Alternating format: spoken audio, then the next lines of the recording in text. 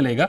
खैर, इसको और विस्तार से चर्चा करेंगे। हमारे साथ दो और खास मेहमान जुड़ गए हैं। डॉक्टर विवेक बिंदल डायरेक्टर हैं robotic and bariatric surgery Max hospital से, और हमारे साथ हैं doctor Sudhir Srivastava founder SS innovation.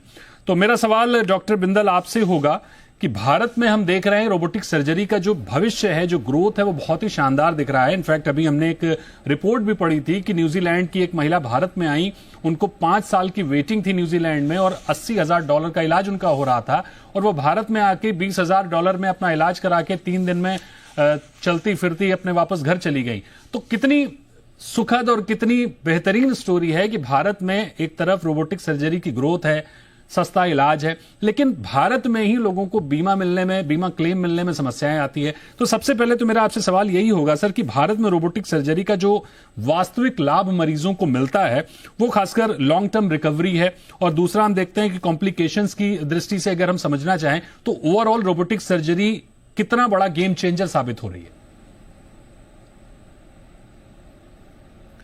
जी नमस्कार डोभाल जी, पहले तो आपका जी बिजनेस का धन्यवाद इतना इंपॉर्टेंट टॉपिक लेने के लिए। Thank you sir. मैं पर्सनली रोबोटिक सर्जरी पिछले 15 साल से कर रहा हूं और हमने इसमें काफ़ी उतार चढ़ाव देखे हैं, लेकिन पिछले 4-5 साल के अंदर ये बहुत पॉपुलराइज हुई है और इसकी एप्लीकेशंस काफ़ी बड़ी हैं। अब इंश्योरेंस का जहां तक सवाल है, उसका IRDA ने 2019 में एक सर्कुलर निकाल के रोबोटिक सर्जरी को इंश्योरेंस में कवर करने के लिए मेडिक्लेम पॉलिसीज के लिए एक पॉलिसी बनाई जो अक्टूबर 2020 से एप्लीकेबल हुई।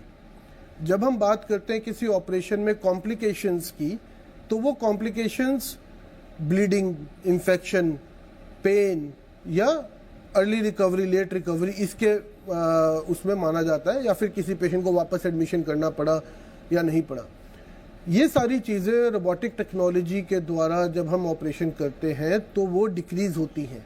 ब्लीडिंग, इन्फेक्शन रेट्स कम पाए गए हैं। बहुत सारे ऑपरेशंस के हजारों ऐसे पेपर्स हैं, ऐसा डेटा है जो पूरी दुनिया भर में पब्लिश्ड है, और हमारे हिंदुस्तान से हमारे डिपार्टमेंट द्वारा काफ़ी सारा ऐसा डेटा पब्लिश्ड है, और बाकी बहुत सारे डिपार्टमेंट्स ने पब्लिश किया हुआ है, जिसके अंदर ये बड़ा क्लियर है कि कॉम्प्लिकेशन रेट रोबोटिक टेक्नोलॉजी में कुछ प्रोसीजर्स के अंदर कम होता है।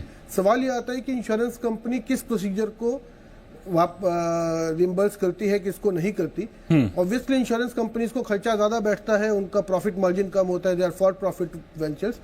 परंतु मरीज जब हमारे सामने होता है, अगर हमें गॉल ब्लैडर स्टोन का इलाज करना है और इंश्योरेंस कंपनी बोले गॉल ब्लैडर स्टोन के लिए रोबोटिक सर्जरी नहीं दी जाएगी, रोबोटिक सर्जरी का क्लेम नहीं दिया जाएगा, तो सिंपल ऑपरेशन है, तो ये गलत है।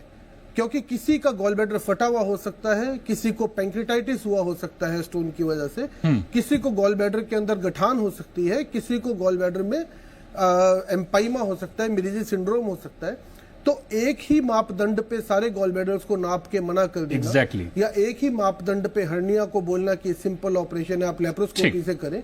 और जहां तक बात है 5 लाख में इंश्योरेंस अगर किसी की है, उसमें सब लिमिट अभी इंश्योरेंस ने अप्लाई की हुई है कि रोबोटिक सर्जरी करेंगे तो 1 लाख ही देंगे, आप जनरल सर्जरी करें तो 2 लाख रुपए भी ले लें। तो वो बिल्कुल ही इम्प्रैक्टिकल है। आई थिंक उसमें बहुत अभी काम करने की जरूरत है। जाहिर तौर पर सर बहुत काम करने की जरूरत है। जैसे कि आपने डिफाइन किया कि ये बॉडी है, कोई टेक्निकल मशीन का पार्ट नहीं है कि आपने एक ही बोल्ट या एक ही साइज में बना दिया और एक साथ बदलना शुरू कर दिया। ये तो डॉक्टर डिसीजन लेते हैं वहां पर कि कौन सी बेस्ट सर्जरी है और उसको उस समय अप्लाई किया जाता है। ऐसे में बीमा कंपनियां सारे इलाज को एक साथ एक तराजू पर तौलेंगे तो ये अच्छी बात नहीं है।